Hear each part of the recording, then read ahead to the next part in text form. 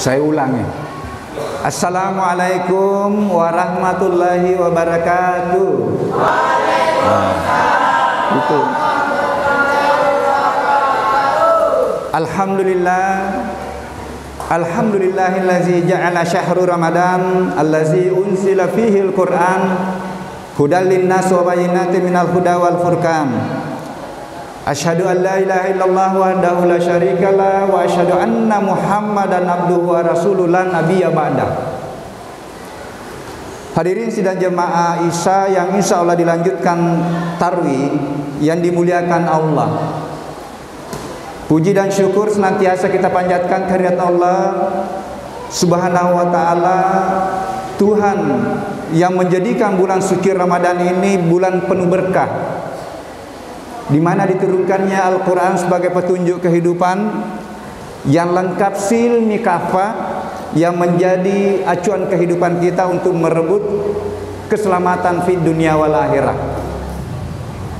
Salawat dan taslim kita haturkan kepada Nabiullah Muhammad sallallahu alaihi wasallam, Nabi yang dihadirkan di permukaan bumi ini sebagai uswatun hasanah, sebagai contoh, sebagai suri teladan bagi kita yang sudah bersyahadat, komitmen akan menjadikan Rasulullah sebagai suri teladan, sebagai contoh dalam mengarungi hidup dan kehidupan, baik di dalam melakoni perangkat kehambaan abdillah yang berimplikasi kepada amalan-amalan ritual. Betapa mulianya salat jamaah, betapa pahalanya ketika kita salat awal waktu, betapa berpeluangnya kita untuk merebut pendekatan ketika melengkapi yang wajib-wajib dengan sunat-sunat. Nabi dan Rasul yang menjadi contoh juga di dalam melaksanakan peran kekhalifahan dalam berbagai profesi, mulai dari ibu rumah tangga sampai profesi tingkat tinggi. Di Indonesia profesi tingkat tinggi itu presiden. Saya biasa katakan bahwa tidak ada profesi yang tidak mengharapkan adanya nilai-nilai kejujuran. Mulai dari skala rumah tangga. Ketika dalam rumah tangga ada dusta di antara kita, yakin disitulah awal kehancuran rumah tangga. Begitu pula kalau kita bawa ke institusi, kita memimpin dalam suatu institusi, kita jauh dari transparansi dan kejujuran, yakin bahwa disitulah awal permasalahan di institusi. Begitu pula negara. Hadirin sidang jemaah tarwih yang insya Allah dimuliakan Allah. Nama adalah identitas, dan di balik pemberian nama pasti ada harapan. Saya diberikan nama Mira Lambedu, itu identitas saya. Ya baru dibaca ya, Ogi ya, orang Bugis ini kan ada bedunya. Pak Rifai itu juga identitas. Tetapi di balik pemberian nama itu pasti ada harapan di balik nama itu. Makanya jangan sembarang memberikan nama. Saya juga awalnya bingung itu apa artinya ini Mir, ya. Biasanya kan Amir, ya. Atau biasanya orang pakai Nur Alam. Saya Mir Alam. Rupanya alhamdulillah setelah saya cari apa artinya Mir, Mir rupanya guru. Jadi cocok saya bilang karena saya guru. Guru alam. Begitu pula pemberian nama masjid ini. Ini luar biasa, selesai cari tadi di Al-Quran itu. Nama masjid ini Nurul Ilham ya. Nurul Ilham. Berarti Nurul artinya cahaya. Ilham artinya pembelajaran atau pengetahuan yang Allah berikan kepada siapa hambanya yang dikehendaki. Kalau pemberian yang diberikan Allah kepada hambanya, pada Nabi, itulah yang disebut dengan wahyu. Tetapi yang diberikan kepada orang biasa, ya, keistimewaan atau pengetahuan-pengetahuan tertentu yang diberikan kepada orang biasa, itulah yang disebut dengan ilham. Subhanallah, setelah saya cari tadi di Al-Quran itu, saya temukan 6 ayat yang Allah sampaikan akan diberikan ilham. Salah satunya, rupanya semua manusia diilhamkan fujuraha wa taqwaha. Jadi ini berarti berlaku umum ini, berlaku umum bahwa semua kita ini di dalam jiwa kita ada fujur, ada takwa. Ada pasukan malaikat, ada pasukan iblis yang selalu bertempur dalam jiwa kita. Di lanjutan ayat itu, beruntunglah orang yang mensucikan jiwanya, artinya memunculkan sifat-sifat ketakwaannya dan mencoba menghilangkan atau mengalahkan iblis yang ada di dalam diri kita. Ini yang menarik. Jadi saya kira inilah harapan pemberian nama masjid ini, bahwa insya Allah seluruh jamaahnya atau seluruh masyarakat di sekitar sini akan mendapatkan ilham dari Allah. Atau nanti kita lihat bagaimana dia memunculkan ilham ketakwaannya, bukan muncul ilham fujurnya. Kemudian yang kedua, Allah memberikan ilham kepada ibu Musa. Jadi ibu Musa, Nabi Musa, itu Allah yang langsung mengajarkan. Ketika lahir Musa itu, hanyutkan Musa di sungai. Karena waktu itu kan setiap laki-laki yang lahir itu kan dibunuh oleh Fir'aun. Kenapa? Karena takut Fir'aun akan diambil posisinya. Saya kira Fir'aun ini sebenarnya adalah istilah pemimpin.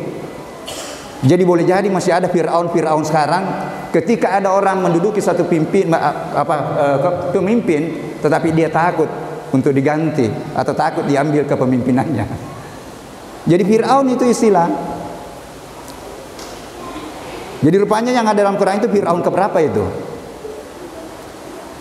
Jadi dua ayat yang menyampaikan itu, bahwa hai ibu Musa, hanyutkan Musa di sungai, insya Allah aku akan memeliharanya.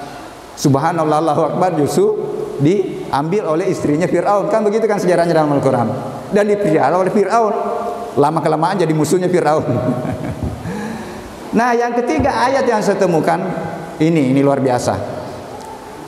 Allah mengilhamkan pengetahuan kepada lebah, dan diberikan pengetahuan kepada lebah, hai lebah, buatlah sarang di gunung dan buatlah sarang di tempat-tempat yang dibuat oleh manusia. Ini luar biasa. Satu-satunya yang menjadi obat yang mujarab sekarang kan dari lebah. Itu luar biasa, karena memang Allah mengajarkan lebah itu untuk membuat sarang di gunung. Kemudian yang lain inilah kita fokus ini, bahwa di dalam diri kita ada fujur, ada takwa. Jadi aku ilhamkan fujur, aku ilhamkan takwa di dalam jiwamu, dan beruntunglah orang yang mensucikan jiwanya. Nah sekarang pertanyaannya, bagaimana kita mensucikan jiwa supaya tadi tidak muncul dominan muncul itu tadi fujur. Bukan pasukan iblis yang menang di dalam jiwa kita, tetapi pasukan malaikat yang bisa menggiring kita untuk mensucikan jiwa dan untuk memunculkan ketakwaan kita. Hadirin sidang jemaah Tarwi yang insya Allah dimuliakan, rupanya Allah mengajarkan dan Rasul menyampaikan di dalam salah satu hadis, untuk kita merebut ilham harus dimulai dengan proses pembelajaran dan minta doa kepada Allah supaya diarahkan kita untuk belajar agama kita.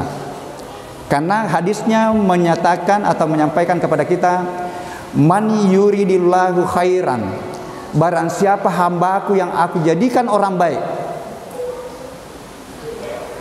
Jadi ini hadis, barang siapa yang aku kehendaki akan menjadi orang baik, yufaqihu fiddin, aku berikan motivasi untuk belajar agama dan belajar ilmu lain. Jadi saya tambah ini, bukan hanya ilmu agama, karena ilmu agama itu kan sebenarnya fokus pembelajarannya pada ayat-ayat kauliyah. Ilmu pertanian itu adalah ayat-ayat kauniyah. Bisa juga saya dapatkan pemahaman yang berbeda dengan orang lain, karena ada ilham yang diberikan Allah kepada saya. Lanjutan hadis itu, wa yulhimhu rusydahu, dengan tadi hikmah atau pembelajaran yang diberikan Allah kepada kita, mau mempelajari Al-Quran, mau mempelajari agama kita, mau mempelajari ayat-ayat yang tercipta, mempelajari laut, mempelajari ikan, mempelajari kehidupan berumah tangga. Dengan jalan itulah aku akan turunkan ilham. Berarti cara atau jalan untuk mendapatkan ilham kita belajar. Lewat kesempatan ini Luar biasa, saya baru belajar juga. Rahasia-rahasia kehidupan yang saya dapatkan di dalam Al-Quran luar biasa. Mari kita pelajari Al-Quran. Di dalam Al-Quran Tuhan memperkenalkan dirinya, memperkenalkan zatnya, memperkenalkan sifatnya, memperkenalkan perbuatannya. Cari dia, kenal Tuhan melalui namanya di dalam Al-Quran. Maha pengasih, maha pengayam, maha melihat. Ini hati-hati, jangan sampai dibaca ayatnya maha melihat tetapi kita tidak merasa dilihat oleh Allah. Karena ketika kita hakul yakin dengan maha melihat, pasti itulah yang akan mengontrol kita di dalam berbuat yang tidak baik atau yang tidak dianjurkan oleh agama atau tidak dibenarkan oleh institusi di mana kita bekerja. Karena Tuhan maha melihat. Tuhan sudah menyampaikan jangan mencampur adukan kebenaran dan kebatilan. La talbisul haqqa bil batil wa taktumul haqqa wa antum ta'lamun. Kita sudah tahu bahwa ini yang benar, ini yang keliru, kita ikuti yang keliru. Tetapi Allah memang menyampaikan itu tidak mudah itu. Tetapi yakin kalau kita tegakkan kebenaran, kita komitmen dengan kebenaran. Wa qul ja'al haqqu wa sahaqal batil innal batila kana sahuqa. Kebenarkan akan hadir, kebatilan akan sirna. Itu kata Tuhan itu. Jadi di dalam memperjuangkan kebenaran itu memang butuh tantangan besar. Tetapi ketika kita komitmen dengan itu, insya Allah akan hadir kebenaran dan akan hilang kebatilan.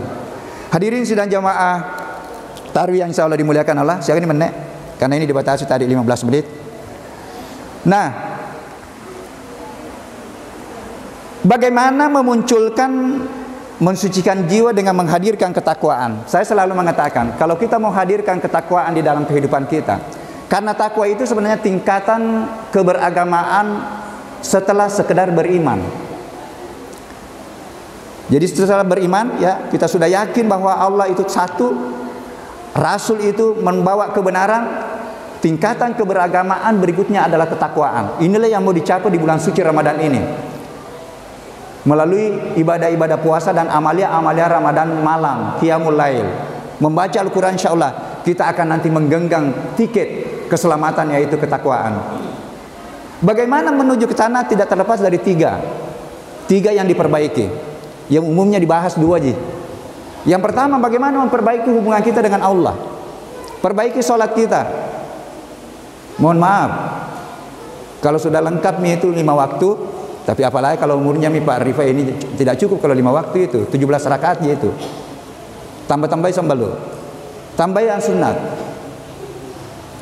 Ada tahajud, ada duha, ada rawatib 12 rakaat. Jadi sebenarnya kalau kita optimalkan itu lebih 50 rakaat dalam satu hari. Dan yakin bahwa disitulah pertempuran kita dalam tanda petik untuk mendekat kepadanya. Karena itu wajib memang. Dan satu-satunya salat sunnah yang langsung Allah menjanjikan ganjaran kemuliaan adalah tahajud. Wa minal laili fatahajjat bihi nafilatan laka asaan yab'asaka rabbaka maqaman mahmuda. Pakai tadi mapanupu supaya menjadi doa kita nanti bisa bukan hanya tarawih di Ramadan, tetapi setelah Ramadan kita bangun tahajud. Bahkan ini bisa juga kita tetap tahajud. Yang biasa dipermasalahkan itu atau diperbincangkan witirnya. Yang jelas jangan witir 2 kali dalam satu malam. Kita mau pilih witir, ya saya sekarang pilih witir setelah tarawih, karena saya tidak jamin diriku sampai tengah malam. Itu serba hati-hati. Ya, sehingga kalau bangun semasa salat tahajud jangan witir. Jadi tambah termasuk puasa ada kan sunnah. Kalau hanya wajibnya 1 kali 1 tahun, tidak ada yang jamin dirinya sampai tahun depan.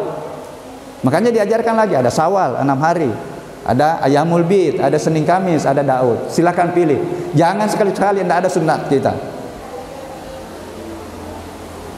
Nah, kemudian yang kedua, bagaimana hubungan kita dengan manusia, hubungan kemanusiaan atau hablum minan nas. Inilah disinilah yang luar biasa perjuangannya. Apalagi kalau kita jadi pemimpin. Mungkin apa yang kita sampaikan itu niatnya kebenaran tetapi dianggap keliru. Karena memang begitulah perjuangannya. Dan sekali lagi saya sampaikan bahwa menduduki suatu posisi itu adalah kehendak Allah. Tetapi memilih mau jadi menduduki posisi amanah atau tidak itu adalah pilihan. Ini. Coba buka surah ke-6 165. Itu luar biasa di situ. Bahwa aku berikan kamu jabatan, aku berikan jabatan yang berbeda-beda, ada nelayan, ada petani, ada guru. Liyabluwakum fima atakum, untuk menguji kamu siapa yang amanah dalam jabatannya. Yang terakhir ini yang jarang dibahas. Bagaimana kita memperbaiki hubungan dengan lingkungan? Hargai terumbu karang, Hargai ikan-ikan kecil, jangan bom ikan, kasihan itu. Hargai tanaman, hargai air, karena tidak ada yang hidup di permukaan bumi ini tidak tercipta dari unsur lingkungan. Kita tercipta dari air, wa ja'alna minal ma'i kulla syai'in hayyin.